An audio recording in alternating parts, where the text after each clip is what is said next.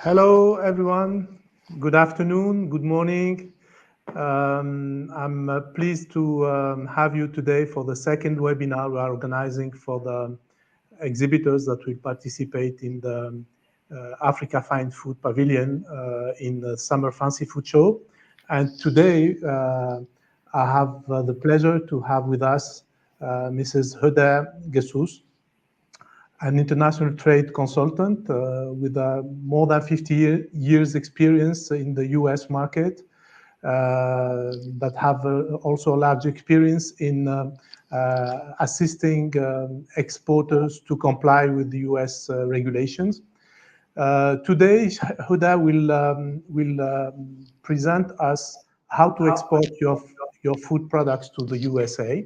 And this will be very helpful for you because you will get a lot of information on how to access the market, how to calculate your margins, how to comply with the regulations, the US regulations.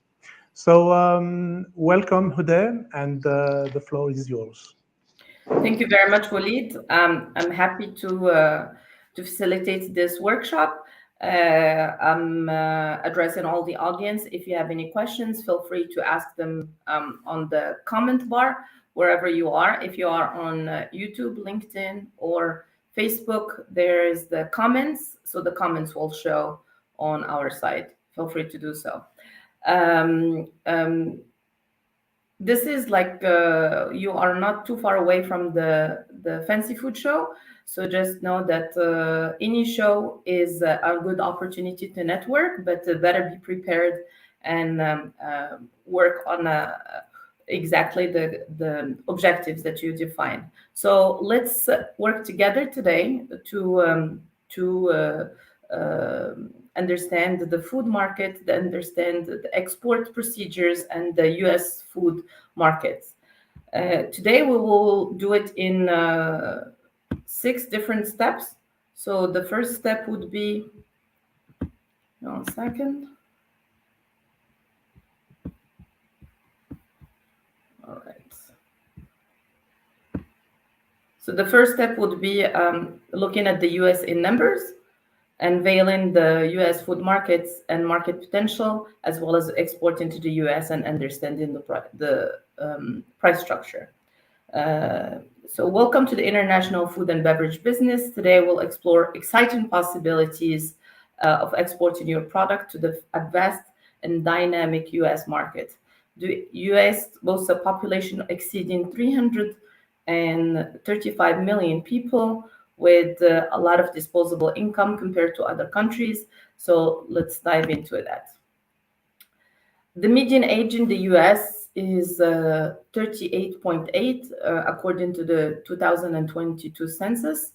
The GDP per capita is $64,000 at 462, which make it very interesting in terms of disposable income if you are rating any new markets. The median household income, however, is 70,784. That means it's a household. It could be a couple with the kids that are older, they're staying, but the average is $70,000. This average has not changed dramatically in 2022, which makes disposable income pretty flat. And you have to take it into consideration because in the food market, in the food products, there's a decision to be made and priorities to be made, especially in times of the inflation. Let's work a little bit on unveiling the food and beverage market. So both food and both beverage. The US food and beverage market is a powerhouse, brimming with potential for international business, with a market size exceeding $2.3 trillion, and I do say trillion dollars, which means lots of zeros. It represents an undeniable opportunity for your products. American consumers are adventurous, and they're constantly seeking new and exciting flavors. So if you have any new and exciting flavor, maybe it's a good market to start with. They're also prioritize inconvenience, health, and sustainability. So consider these factors when positioning your brand in the rise of online grocery shopping, meal kits, and also convenience reigns supreme. If in a nutshell, it is a huge market, strong emphasis on convenience. Like I said, health and sustainability. So they are very specific in terms of certifications when it comes with health. It could be like free from, there's a free from products, free from gluten, free from sugar, free from salt, free from this. So the health and wellness is very important. Sustainability will be in fair trade kind of thing. It could be also on carbon footprint. If you have any B Corp, any certifications that will actually help you address better this segment of the market. So like I said, they are adventurous. Why they are adventurous? Because it's a melting pot. They come from different ethnicities, and they are also working in exposed to different cuisines and different markets. So they are a lot more adventurous than a more homogeneous ecosystem or country. And convenience, like I said, a lot of there's a they go out, they eat out, they also eat in. But there's a lot of convenience into the grocery shopping, the meal kit, what they call the food tech, and the delivery services. And there's different concepts that actually started in the US and then have took off in the past 10 years. Reaching your target audience is crucial for success. The US boasts a diverse network of distribution channels. Supermarkets and convenience store offer a nationwide reach, while specialty stores cater to specific demographics. Don't overlook the food service industry, where chefs and restaurants are seeking unique ingredients, but also for the size of the food and service industry. Online marketplaces like Amazon, Walmart.com are powerhouses for e-commerce sales.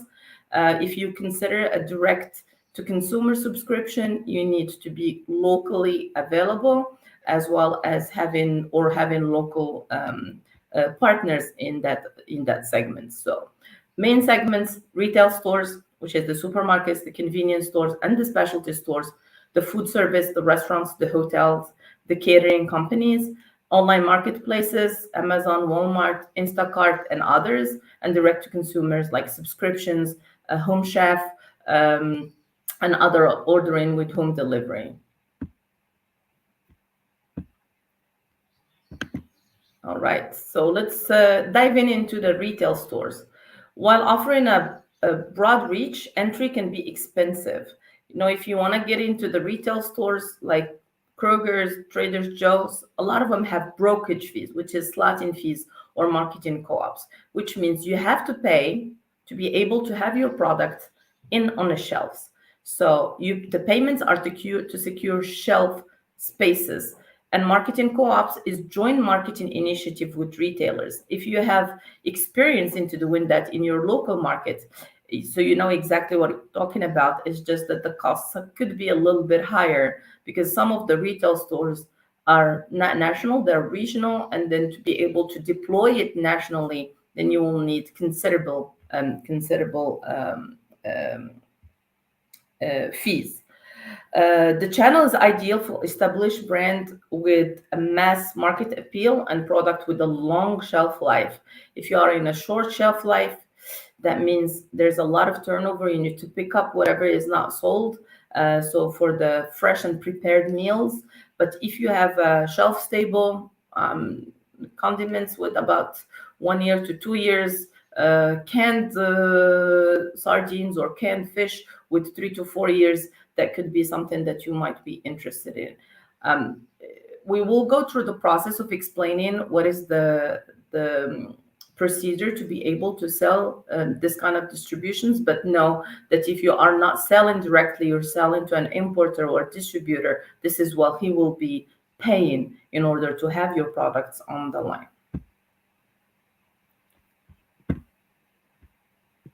Other than retail stores, we have convenience stores. So you understand, convenience is very important in the US market. Similar cost consideration to retail stores with smaller margins due to lower product volume. They don't carry as many SKUs. They don't carry as many products. So It is also ideal for grab-and-go snacks, beverages, and eye-catching packaging that capitalize on all impulse purchases. The ones that most of them, like the most known, would be 7-Eleven. So 7-Eleven is a convenience store. The grab-and-go snacks, if you have a specific chips, if you have a specific dried nuts, if you have a drink that is that has convenience but also health aspects, very eye-catching packaging, it could be the best channel for you to start with. So now for specialty stores. Cost can vary. Specialty stores cost can vary depending on the specific store type and their entry requirements. So you need to take that into consideration and ask the right prices. Marketing efforts may be crucial to reach the target audience for niche products. That is also one of the specificities of this segment.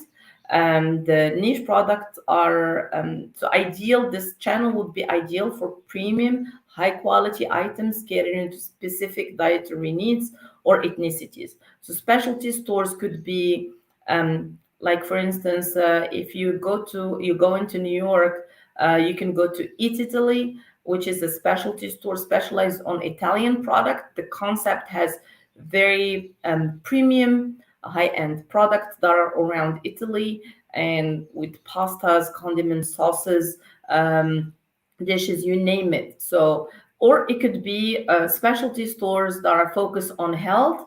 There's Holland and Barrett in different places. I believe they are also available, and there's other specialty stores that are working on health. So like high protein bars, high energy, low sodium kind of drinks. Those specialty stores, it depends on the specialty stores you are targeting. So it could be ethnic, it could be on a niche, but it could be also from a region. Take that into consideration. Let's go now to the food service industry. It offers potentially high margins through direct sales to distributors or individual restaurants. You need to be able to in the U.S. market, it's one of the most organized markets that exists. Even if you do know the final client, which would be like the restaurant, you will need to go through an importer or a distributor. If you are a distributor locally, so you'll have to open a distribution or team up with a distribution platform to be able to supply directly this kind of individuals and restaurants.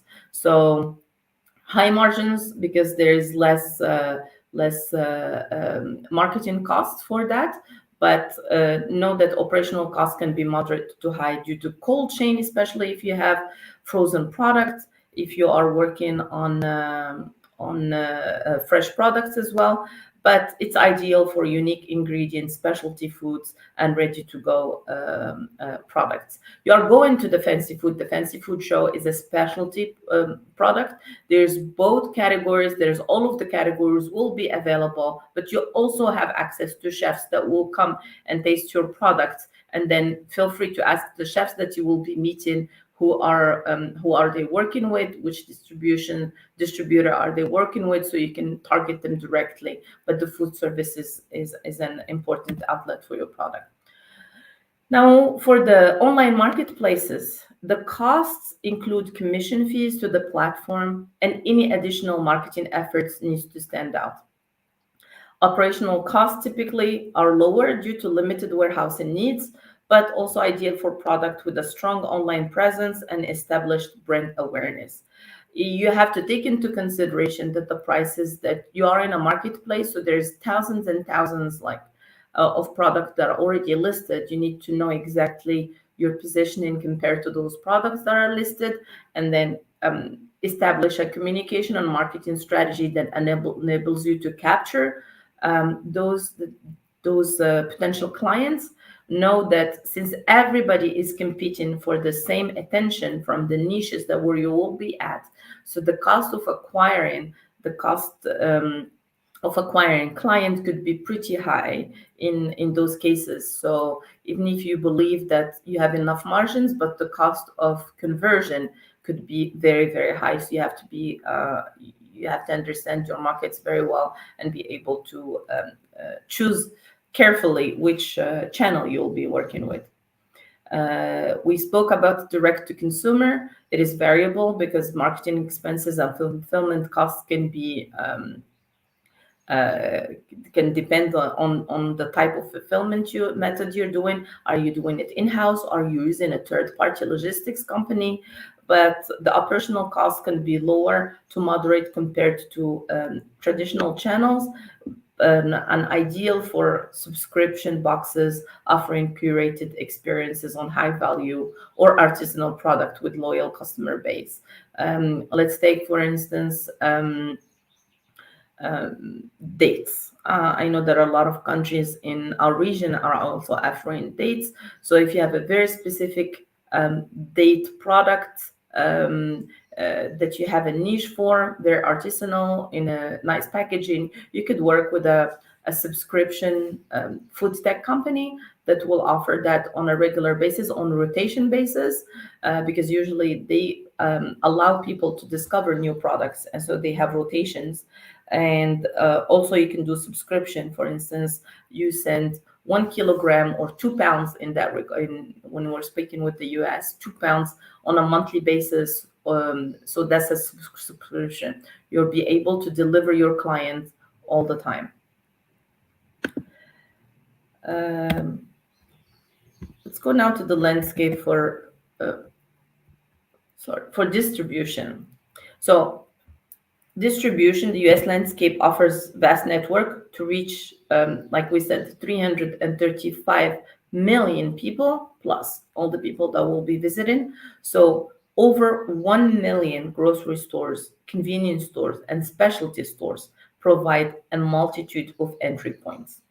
Don't underestimate, again, the food service industry with over 1 million restaurants and countless additional establishments like hotels, schools, and finally the e-commerce that we just spoken about that is extremely booming, with Amazon and Walmart leading the charge. So retail, which it's a 50-50 between the retail and the food service, in terms of entry points, in terms of points of sales, but it is also in terms of buying capacity. So it's almost a 50-50, and then you have the e-commerce and direct to consumer with all the platforms.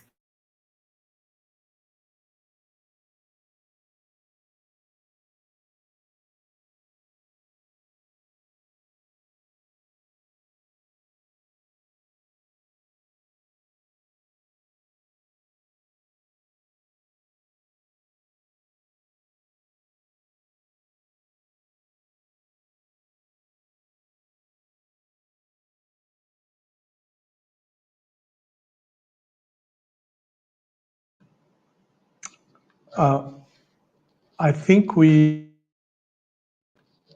have a small technical issue with the connection of Heuda.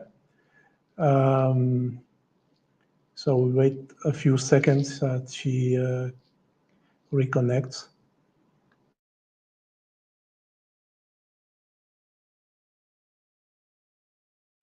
So I will use these few seconds to give you some more information about the participation in the Summer Fancy Food Show. So for North Africa, we will have 38 exhibitors from the 5 North African countries, Morocco, Algeria, Tunisia, Libya, and Egypt.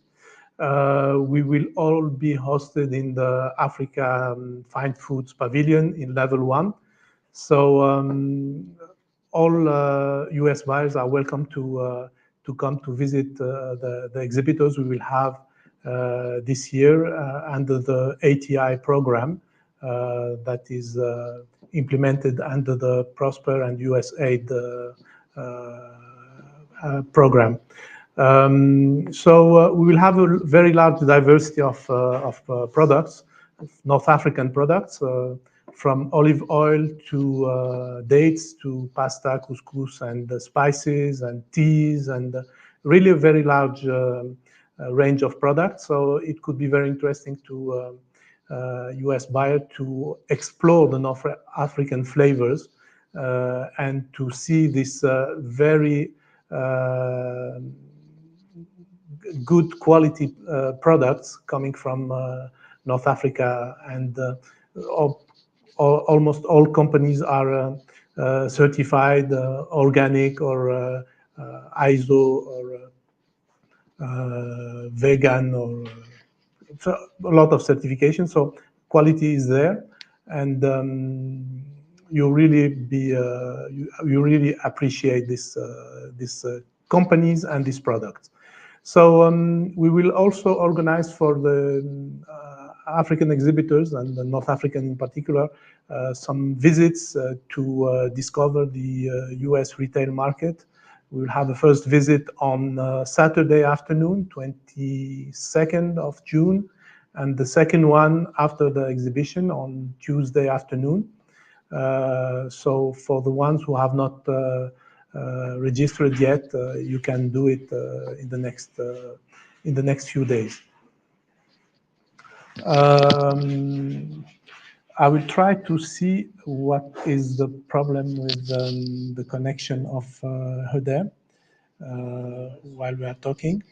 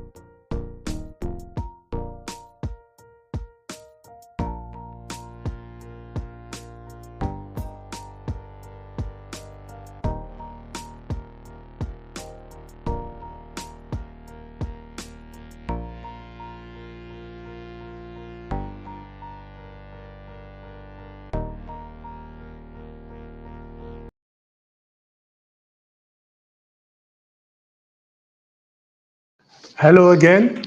So while Heuda is trying to reconnect again, maybe if you have questions about the program we are organizing, you can ask your questions on the comments in this video, and I will try to give you some reply. And then when Heuda will come back, we will continue with her presentation. So if you have questions, please feel free to ask it in the comments.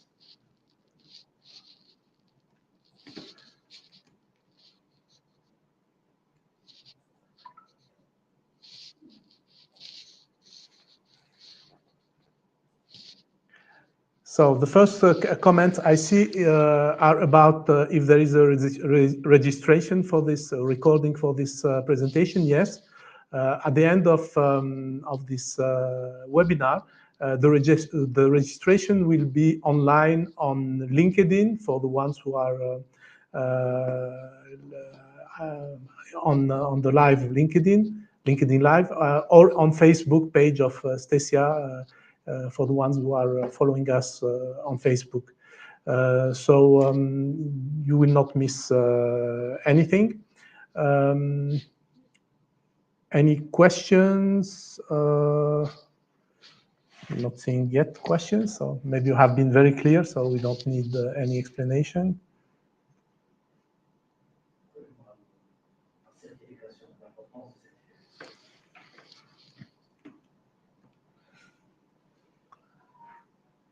Okay.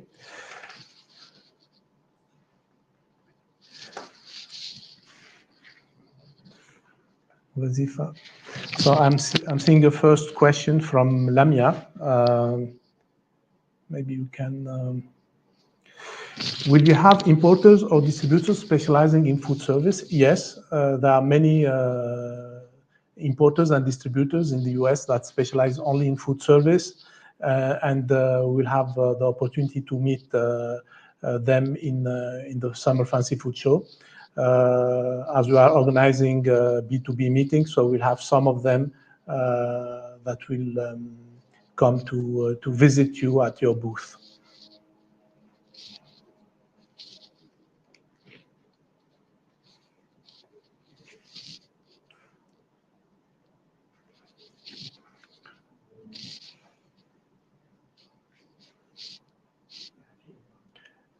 So,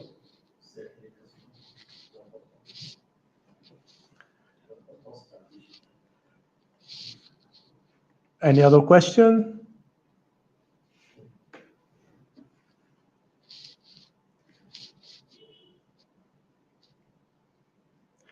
And now to come back to this food service, it's a real big market for your products. So you don't have only to focus on supermarkets or convenience stores.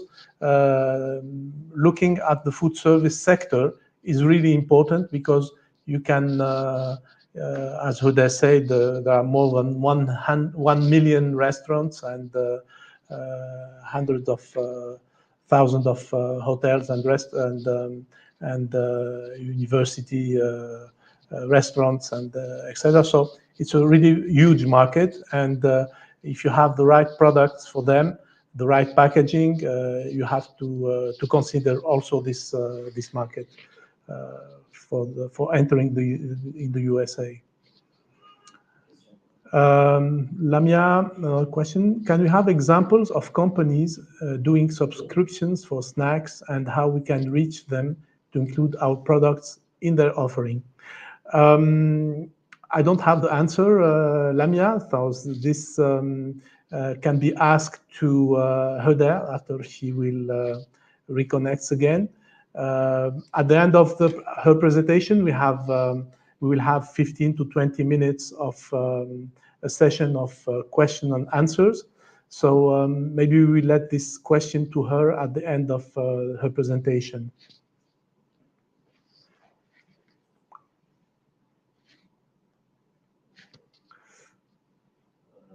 I'm sorry for this interruption, but these are technical issues that happen when we do the webinars or presentations online. So just be patient, and we will continue the presentation with Heuda.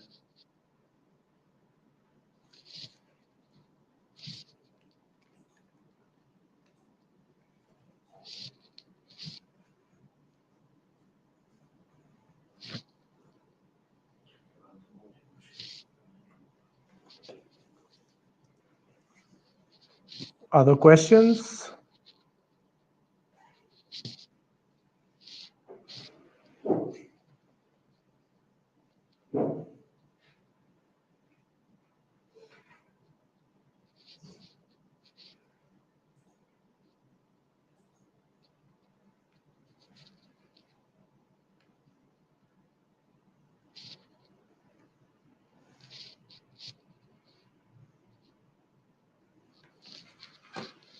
There's a new question. So, Tom Dollard. Hello, I'm an American in Italy for 35 years working in the food market. I'd like to talk to you. Unfortunately, I have little time, but we'll stay online. Okay, so we'll contact you after this webinar, Tom. Thank you. Hello, Abbas.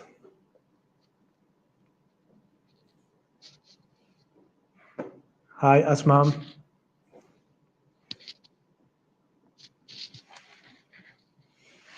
I hope Heuda will reconnect very shortly.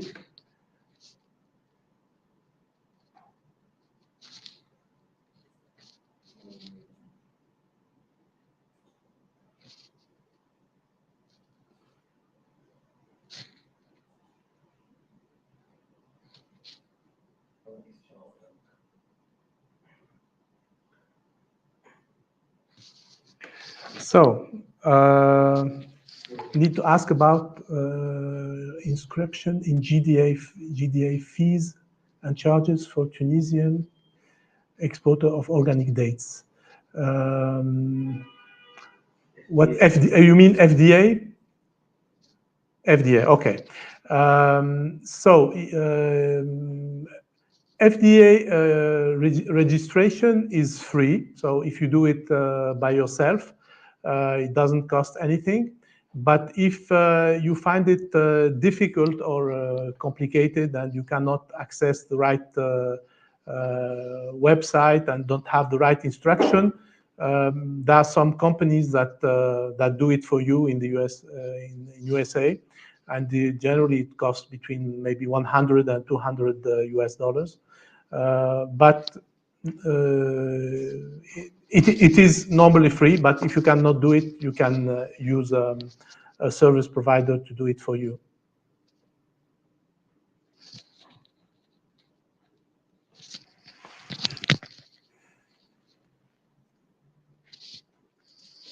Hello, Yunus. Hello, Ahmad.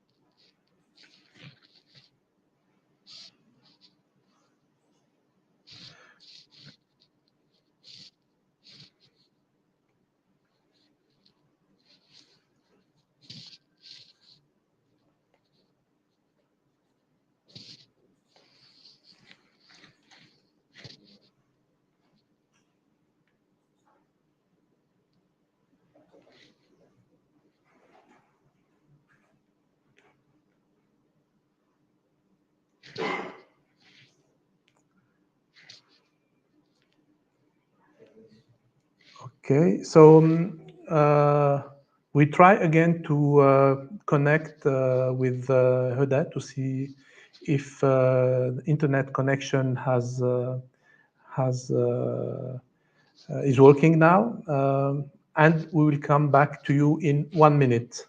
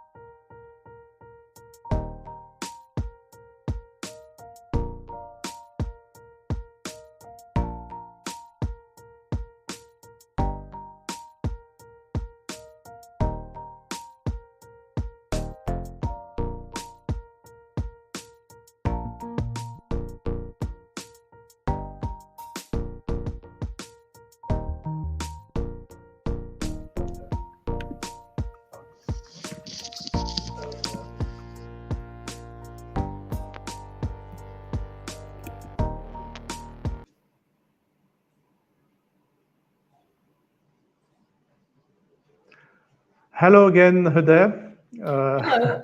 I'm So, sorry. I did not see that that I was out of that there was a connection problem. So I kept on speaking for the past minutes. So where did I stop? I think when you were talking about the food service and the importance of the food service in the US market. Well, let's go back then.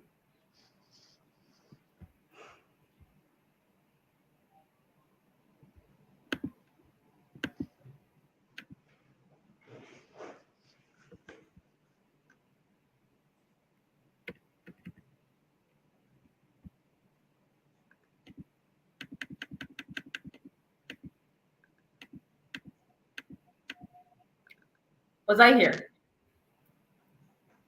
Let me check. No, no, you was no, not here. Before this one. The specialty stores? No, no, before. I'll tell you which slide. You were in slide 15. Oh, this is 7. Okay. Yes. Okay, let's go to 15. Yeah. All right, wonderful. Well, sorry about this inconvenience. So let's go back to the power players in distribution, and then let's speak about the large importers and distributors, as well as the retail chains. So partnering with the established players can significantly ease your entry into the US market. Large importers and distributors possess the expertise and infrastructure to navigate logistics, regulations, and distribution channels. Um, Research and identify potential partners aligned with your product category and specifically your target market. Major retail chains like Kroger, Walmart, and Costco uh, yield significant buying power. Understanding their specific requirements and purchasing process is essential, securing shelf space in their stores. Uh, we're gonna talk about the activities and also the landscape, the nation of many cultures. Why is it um, in interesting as well as like hard at the same time? So understanding the diverse ethnic makeup of the US population is crucial for tailoring your marketing strategies. While white non Hispanic remain the largest demographic, the Hispanic population is rapidly growing. So consider the specific food preferences for this group categories. For instance, if you want to go with the Hispanic, you know which kind of Hispanic. So maybe a little bit of spice, maybe a little bit of products that the heat, a lot of products that are they familiar with. Um, so the Latin American flavors could be like black people, black consumers might gravitate towards soul food, Caribbean influences. So also choose the name, choose the ingredients. The Asian population is diverse with growing demand for Chinese, Japanese, Korean, and other regional cuisines. And don't forget the growing segment of mixed race individuals and unique culinary tradition of Native American populations. So understand your market, understand the specificities of your targeted groups, and focus on the niche markets you have identified. Speaking about market potential, there are some tools to explore market potential. Today, we'll go with one that is offered by the ITC, International Trade Chambers, and then we'll do a landscape for each of the countries where in North Africa specifically. So where you see the line, that's all. That's the supply where you see the export, the number, that's actually the export potential rank. How are you ranking in terms of the export potential? And then the demand is the circle. So there's a large demand for product with large circles, and also what is your export potential? So for instance, in Algeria, let's look one with the export potential for instance, The chocolate and cocoa preparation is 144. So there is not a lot of potential because the country is not producing a lot of this product. However, in the octopus or fruit stones and kennels, they are number 12. And then they are also exporting, supplying lots of products in that category. Same goes for cane, beet sugar, and chemically pure saccharose. This is the products for Libya. So Libya is supplying a lot of fish, live fish as well, frozen fish, live fish, dates, some other types of fresh fish, and then some frozen tuna. These are the currently supplied.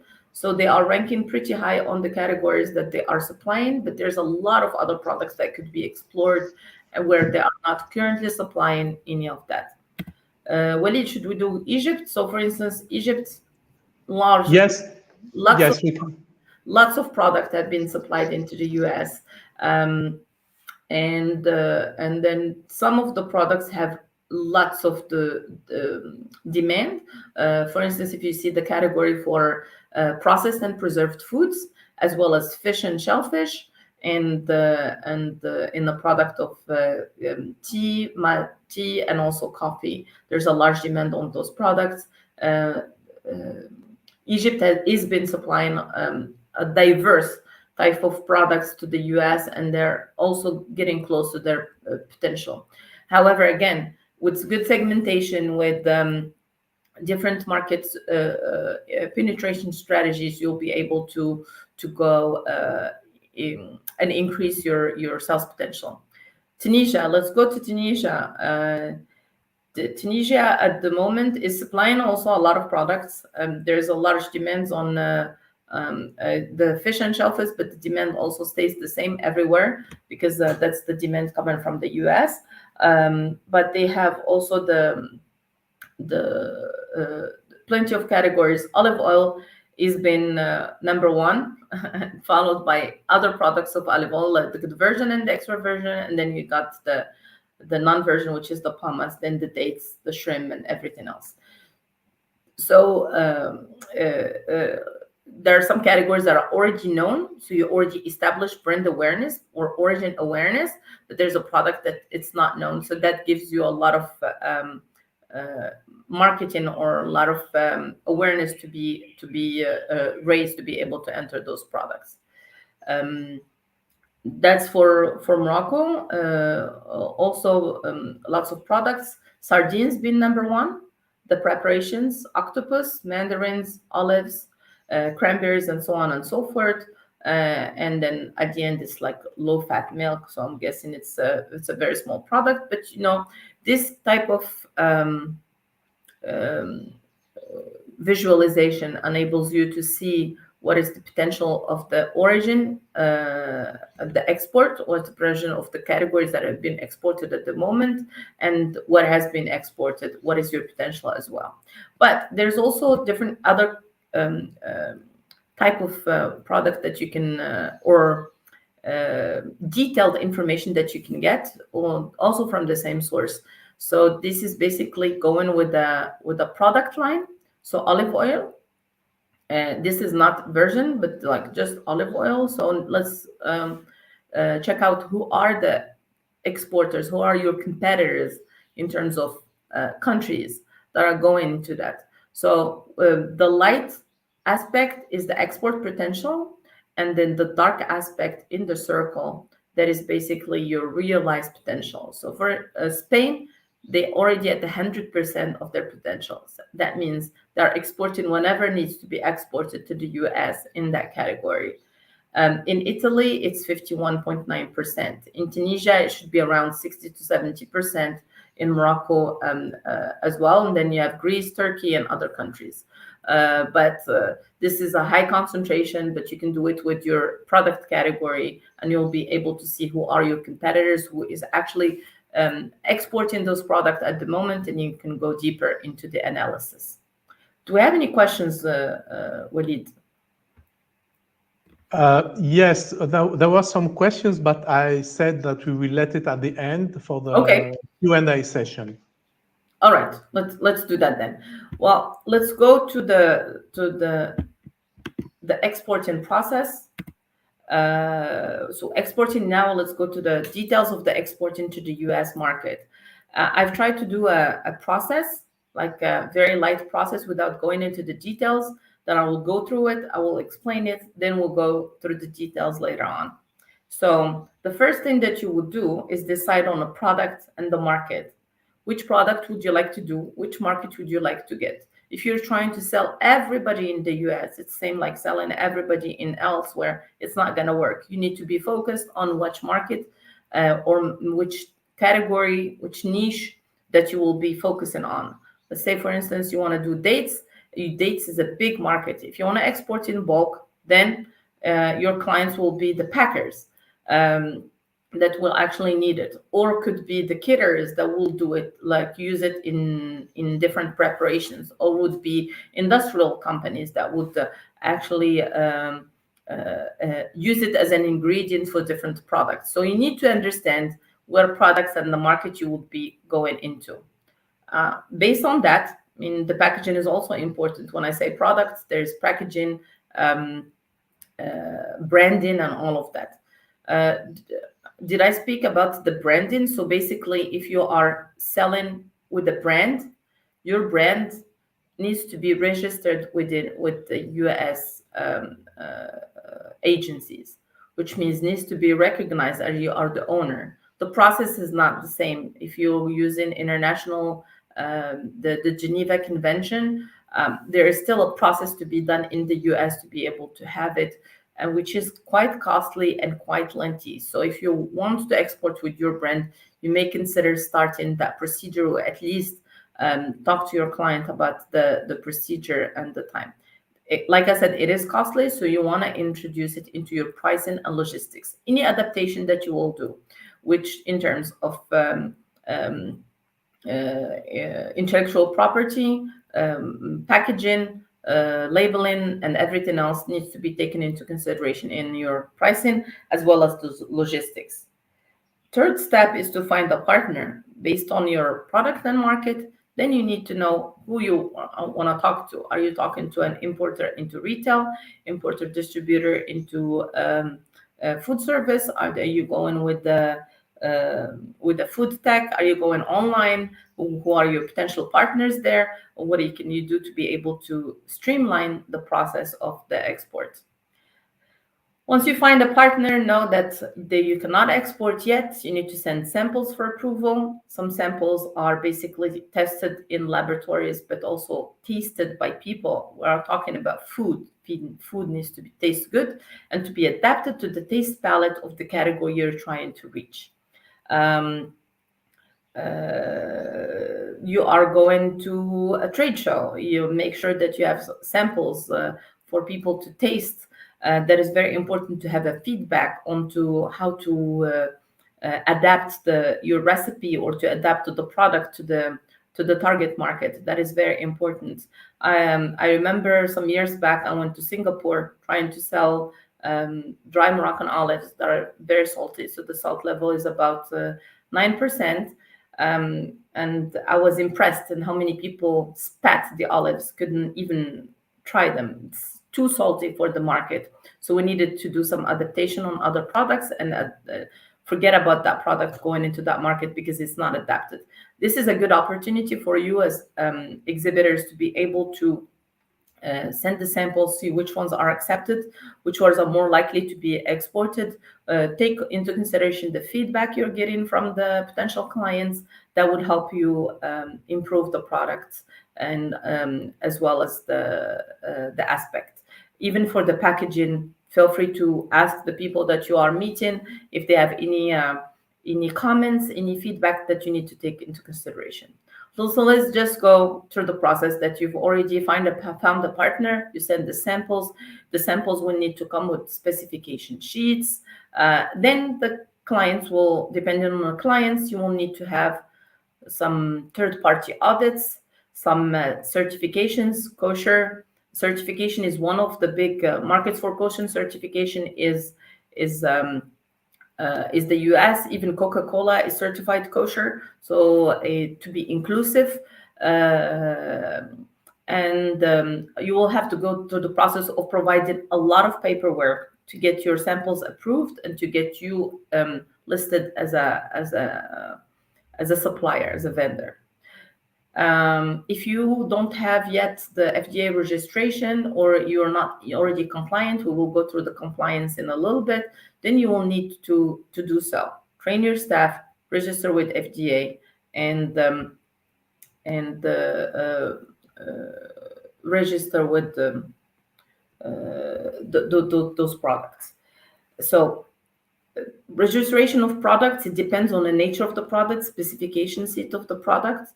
So you need to make sure that your products are registered, and yet you are working, how you said, like you are working with in the right channels to be able to export on a timely basis. For instance, high salt products that are going in barrels. Hello? Yes, you are here, but we cannot see your presentation That's anymore. what I'm thinking. So like I Yeah. can't see my presentation either. All right, let's go to the presentation.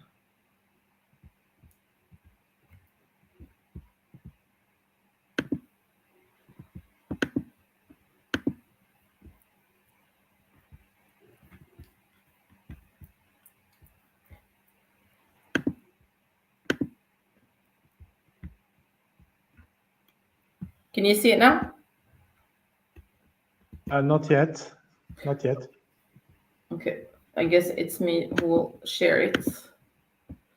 Window. All right, I can see it now.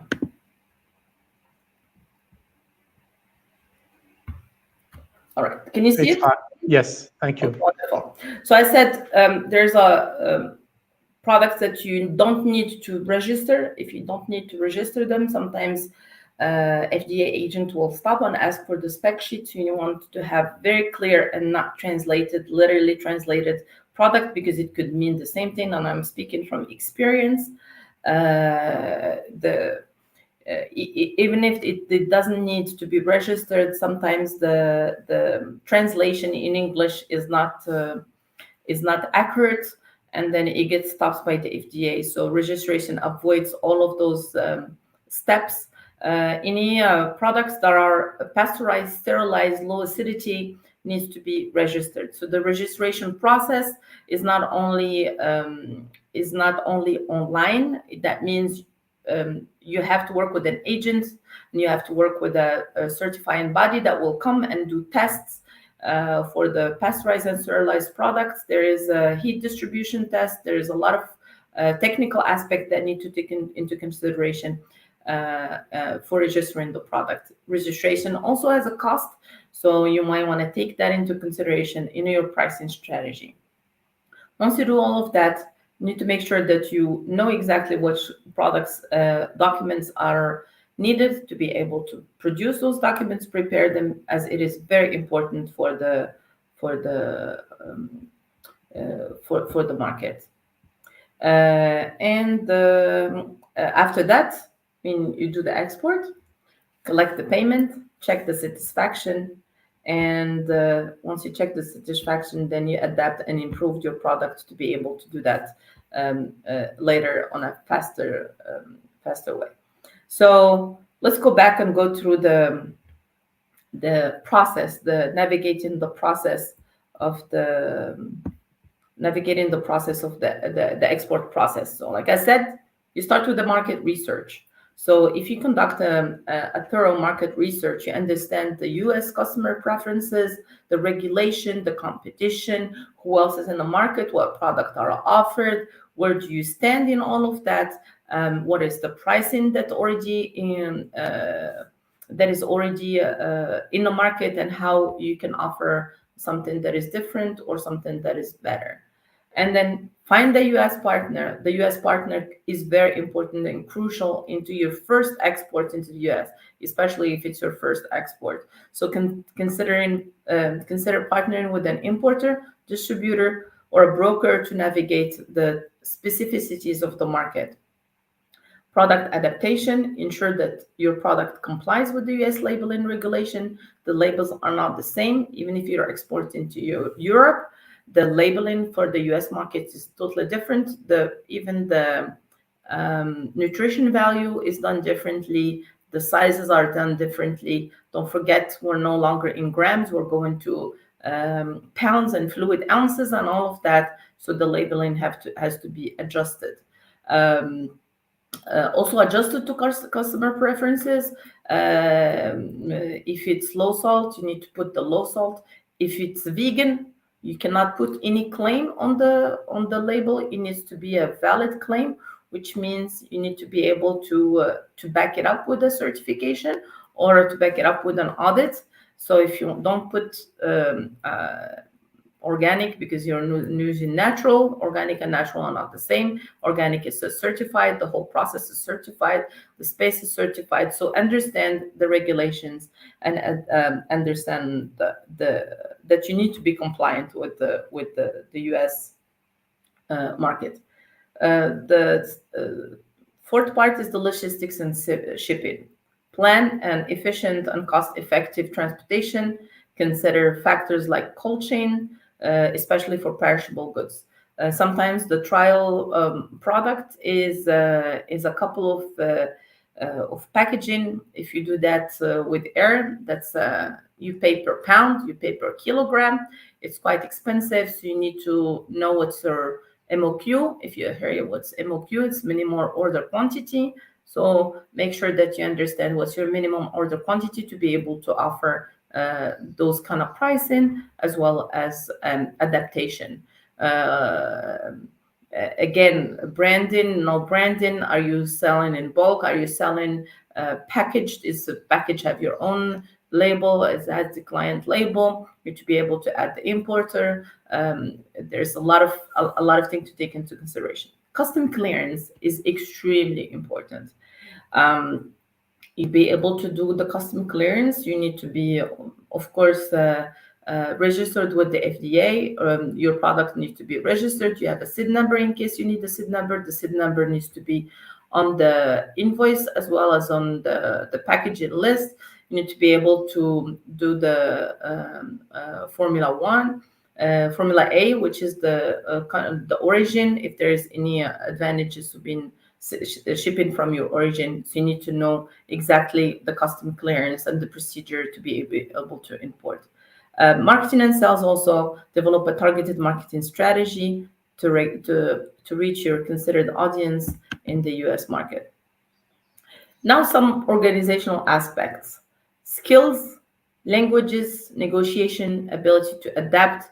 I know that a lot of people don't have full-time staff that is not speaking English. That is a very, very problematic when you go into the US market. You need to have a person who is speaking English. The quality control and quality assessment needs to be also speaking English, because there's a lot of documentation that needs to be produced in English and tracked in English, and to be able to respond to the clients, because that's something that you would like to invest in. So if you don't have that, take into consideration in the future, because you need to have a plan for training or for upskilling. So you have that, and your agility to adapt. Again, like I said, it's 50 states. It's a huge market. It's 335 million people. Our countries at most, I think Egypt has 120 million people, and then some countries have 4 to 6 million people. So it's a huge potential.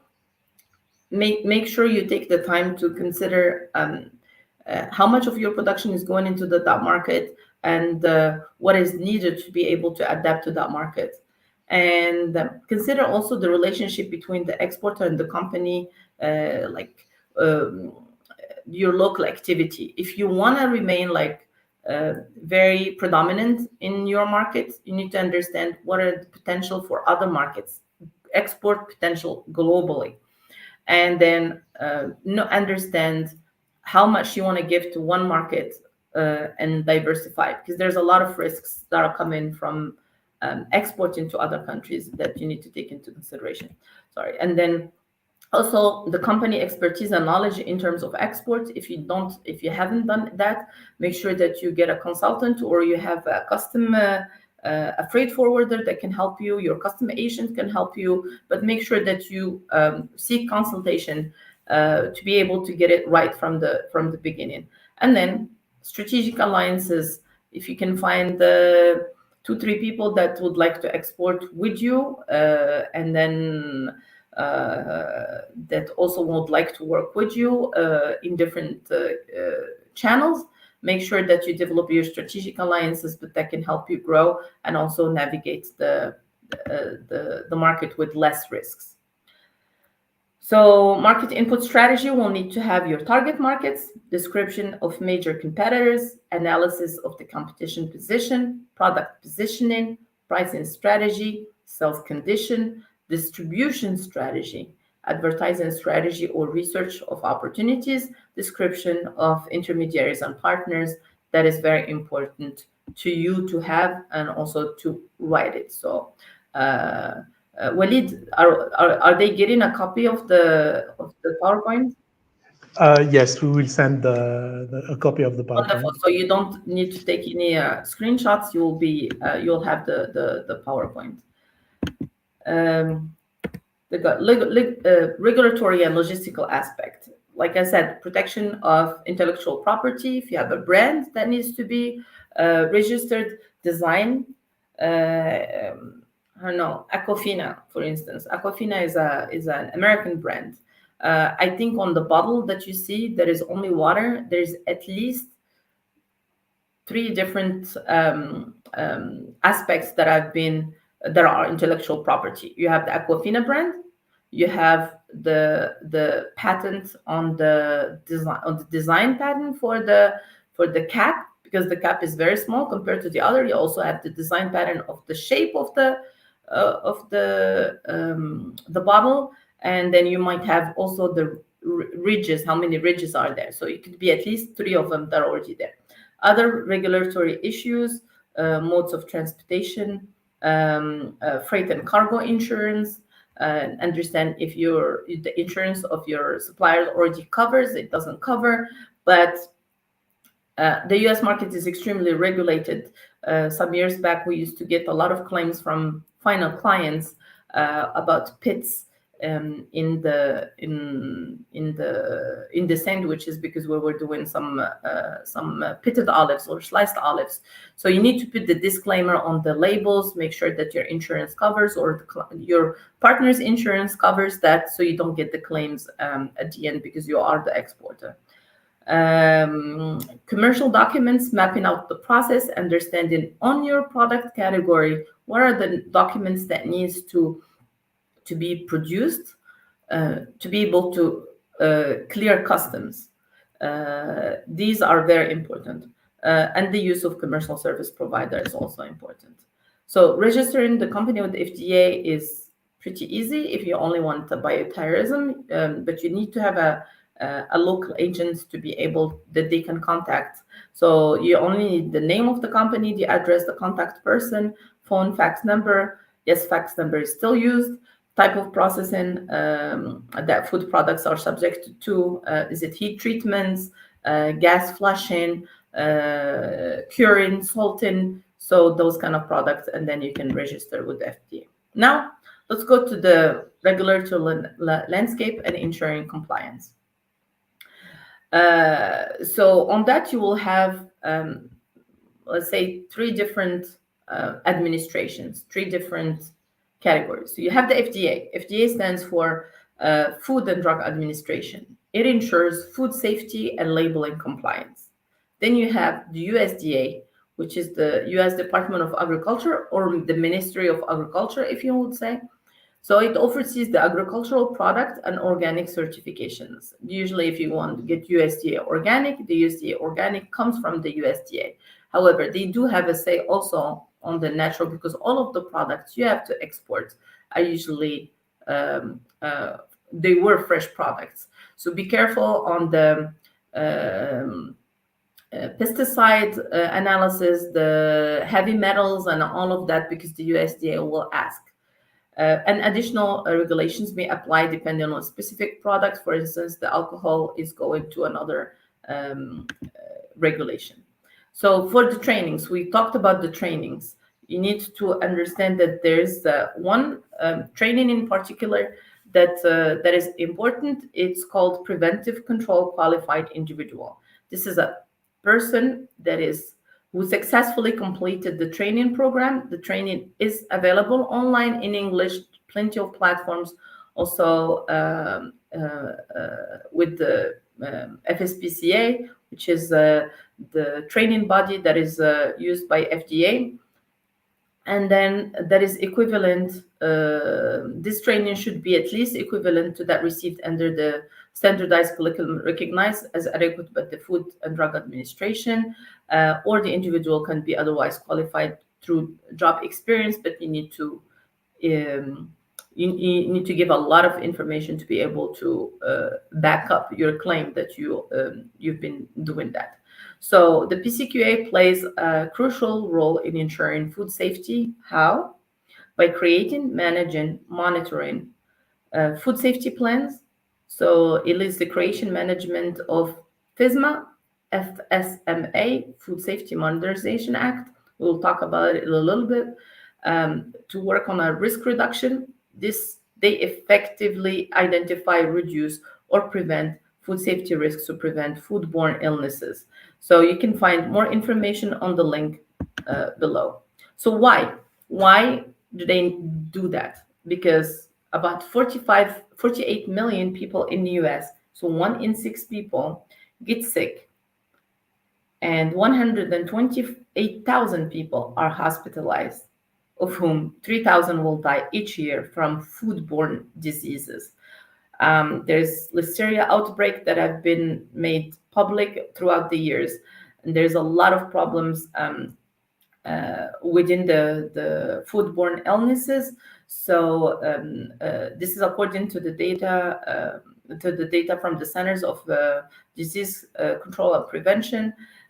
This is 3,000 people dying from food is pretty big number, and especially 100. So that's why the new Food and Safety Modernization Act, FSMA, has been created. It's been created to prevent that. So there's a risk analysis instead of HACCP, which is that you're doing already. There's an HARCP. You can also scan for more details, but you will get the PowerPoint, so you don't need to do it now. So on the FSMA, what has changed is there's now the foreign supplier verification program.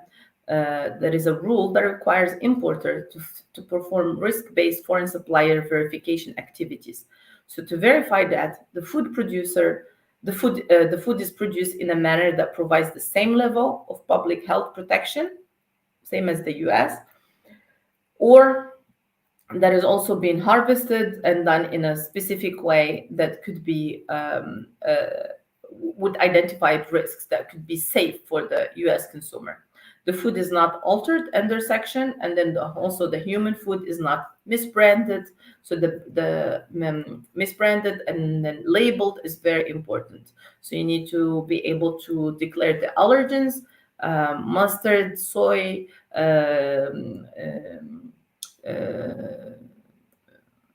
soya oil, and other stuff. All the allergens needs to be declared because that's very important. Now let's speak about the cost analysis. So very important that you understand the regulation, but also you understand the cost of exporting to the US. If you are only active in your local market and you don't have a lot of experience on export, you may want to focus on that. So if you don't understand what is the Incoterms, that's something that you need to focus on, understanding Incoterms. Incoterms in international trade clauses that are used with the pricing, so we understand where does the responsibility of the buyer ends, and then when is the one of the buyer and also the supplier. So make sure you that FOB means free on board price. So that's the cost of the product at the origin port ready for exports. That means you have the product, this is only for maritime use. So the product is already in the port and already boarded the ship, but does not include the freight. The freight and insurance is cost associated with transporting your product to the US, including ocean freight, insurance, and potential port fees. It could be the THC, which is terminal handling charges. On terminal handling charges, you have the ones that are coming from origin, and then you have one for destination. So O and D. Duties and taxes, import duties and taxes levied by US government vary depending on the product type and origin country. So you can research the harmonized system codes on your product categories and understand how much will be taxed. That's if you are doing the cost or the pricing, you need to take that into consideration. For instance, Morocco has a free trade agreement with the US, so there's a lot of products that do not fall into that category. So we don't pay the duties, but there's some taxes that are paid for imports. You need to understand all of that. The distributor importer margin, that means the profit margin of your US partner who will facilitate the distribution and the marketing. There's a cost that comes with them with the import. Same that when you import, you have to clear customs, you have to transport the product to a warehouse, you need to store the product to the warehouse, you need to get it out of a warehouse, and you need to deliver it into the client. So you need to be able to get a margin to facilitate all of that, and you need to cover also your marketing costs. The retailer markup. So basically, if you're selling it into a convenience store, that convenience store need to make a margin also on that because they've been storing it, they've been handling it, they've been paying electricity and so on and so forth, and also marketing to be able to do that. So you need that margin to be respected. And then understand that the retail price is the final price by the US customer, which means that is the client's price and not your imported price. That's not your FOB price. Why I'm asking all of that? Because this is an example that can help you understand. So the first price is the cost of goods sold. That means how much does it cost you on input to be able to get your product produced, just the cost of goods sold. So labor and material. On that, you need the margin, your margin. You need to be able to add your margin to be profitable. That your margin would cover usually the logistics, the marketing, the overhead. And if your margin is 30%, then you need to do $1.5 and then divide it by 0.7, which is 1 minus the 30%. That gives you your price to distributor.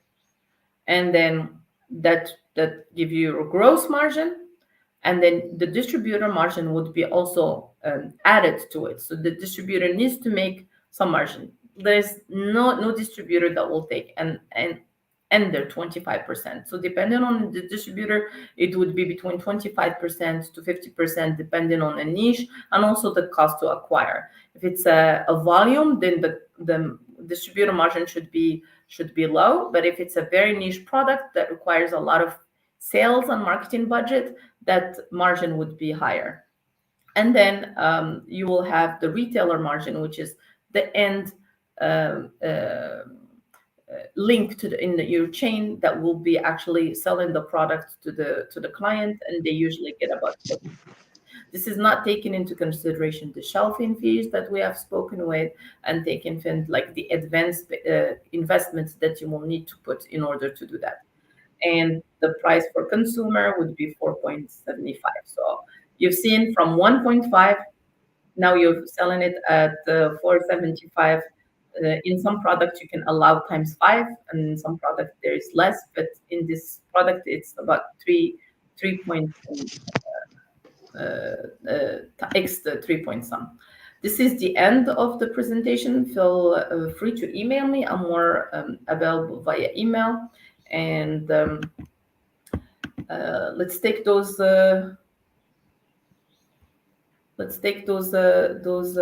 Questions. Thank you very much, Heuda. Thank you. It was really very interesting and I think very useful for the participants. I just, before starting with the questions, I just want to say that if you want the presentation, please send us a message on LinkedIn, the Stacia LinkedIn page or the Facebook LinkedIn page, and we will send you the presentation of Heuda. Because if you will put it in the comments, it will appear to everyone. So send it by message directly to us. So we will start with the questions. Ahmed, aside FDA registering, are there funds available to support businesses that export food products to the USA? I will say yes. This program, ATI, Africa Trade and Investment Program, that is funded by Prosper and the USAID, is one of the programs that support African exporters to enter the US market. Maybe Heuda knows some other programs. I mean, there's also regional programs and national programs. There is insurances that you can take as a first exporter or an exporter in general. There's an insurance that you can take that covers also the cost of prospecting a new market, as well as participating in trade shows. That is something that's that you can get insurance for. That means if you don't get the business plan, if you work on a business plan and you don't get the business plan, you'll be at least covered for some of it, so you can actually get some of the money back. There's also other trade programs that are usually by the ministries or export promotion agencies in your respective countries that you apply for, you get selected for, and they will help you financially, because they will be subsidizing or paying you back on all of the costs that you will engage into getting into the market, because obviously exports is very important in our countries. We would like to have some forex coming in. Yes, you can actually find the business supports in your local country for that. In also on the support that this program is offering, know that in your respective countries you have consultants, local consultants that can help you with coaching and business coaching into understanding that market and also being able to export to that market. So feel free to reach out to the local expert. Thank you for that. Next question, Nuruddin. This is necessary. Is it necessary that partners should be our importer or another entity is able to do this procedure? I think is about FDA. Well, the FDA, I mean, there's actually FDA agents. There's a lot of companies that can serve as your FDA agent.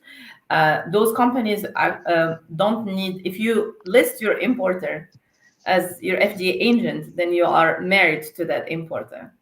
That basically will be contacted for all of that. So it's for convenience, it's much easier, but you can actually get a third party to be, which is usually compliance companies that can help you navigate through the process, and also be able to negotiate with USDA and FDA when your products cross and you have a problem.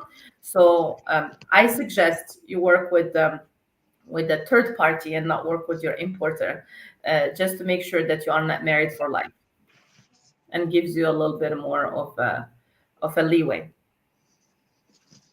Perfect, thank you. Next question. So this is a question from Lamia. Can you have examples of companies doing subscription for snacks, and how we can reach them to include our products in their offering? So let me. I think there will be a lot of them. It's called food tech. I can't think of a link, but there's a lot of them that we're doing. For instance, some years back, they were doing like discovery of new cuisines, and basically they getting clients on a subscription based. I forgot the name of the company, but Jewels of something. But basically, every month the clients will get a package, which is a basket that will have different snacks from different countries. So basically, if you get into that once, you will not get into that with the same product another time. So it's a spontaneous, like for instance, it's a discovery.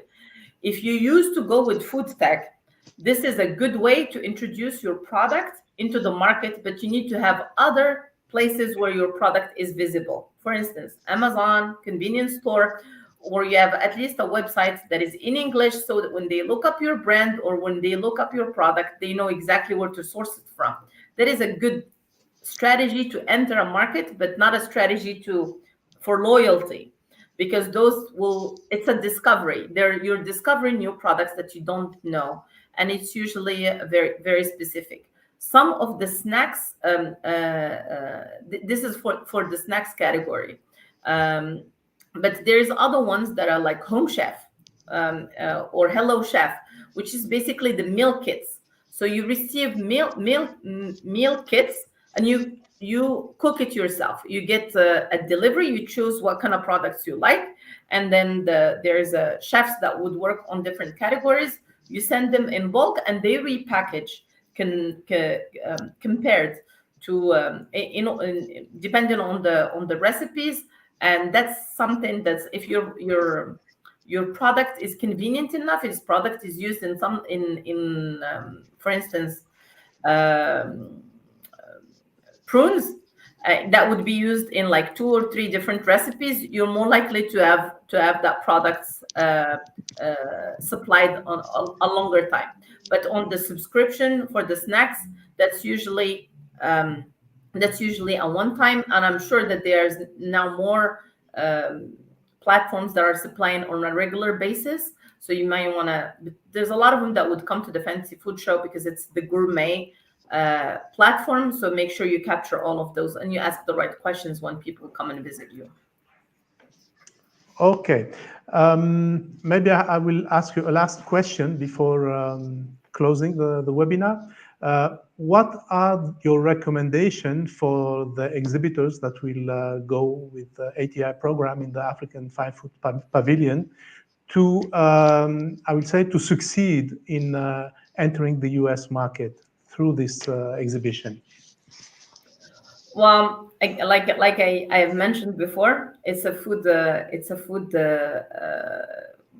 expo. It's a food trade show. It is fairly small compared to other food expos in Europe and in other countries, but it's highly specific. So it's gourmet food. Make sure that you bring out the gourmet. Make sure that you make people taste your product. So have the products available. You're going to be in the African pavilion, so a lot of people from Africa. If you need something that is reminds the visitors of your country of origin, make sure to do that. So a plate, personalized toothpicks. Make sure that they're using toothpicks or using something to get it, or you put in it in a small food safety. You are in the food sector, so food safety is very important. So you need to make sure that there is no cross-contamination nor alteration of the product. That also gives an idea to the people you can. But also, it's the US. You have to be more forward, so you can ask people to come and taste. You can ask them, like, engage in conversation. Make sure that you're engaging, but also you're listening. You're not there only to sell, but also listening to clients, what they're looking for, get their feedback, write it down, check it with your team, see how you can improve. How can you, like for instance, if the snacks the snacks needs to be a certain size because people are using it only on a certain size. So you might want to invest in something that is a cutting machine, a pitting machine. Some people would say that this is way too big. I need on the category. I'm going on retail, and then to get to the price point, I need listen to the clients. Make sure that you see as many people as possible. You have B2B matchmaking programs. You will be meeting with the people. Do your due diligence on the people you're meeting with. Go to their website, understand what products they are buying, and make sure that you show them that you understand, and only offer the products that are compliant, or the products that are more likely to buy, because they'll be meeting with a lot of people. Make sure that you make an impact, and then you understand also what is the next steps. Would you like to follow up by a phone call, a Zoom call, a Meet call, an email, a call where you have everybody there? Do you need to send certifications? What is the next steps? Write them down. And I'm not sure if you have a lead generation form. So if you don't have that, you use a lead generation form, so you can take very little. There's a lot of boxes to tick, and there's less of writing to do, because you want to make sure that you see people, but take also the time to understand the people, to talk to them, and not just meet and greet. Hi, how are you? Can I interest you? And all kind of stuff like that. Tasting would actually get them in, and then the conversation will get you a little bit further.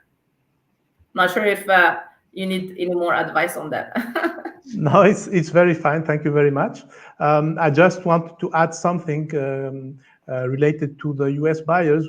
After the exhibition after Summer Fancy Food Show, we will invite in the months after the show some US buyers to come to visit North African countries. So probably some of you will ask them to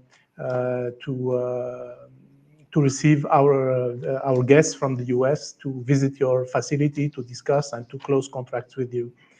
So thanks again, Heuda, for your presentation, for your recommendations, and thank you all for attending this webinar. And we will keep you informed about the next steps for the participation to Summer Fancy Food Show. Thank you very much, and see you very soon. Bye. Bye-bye.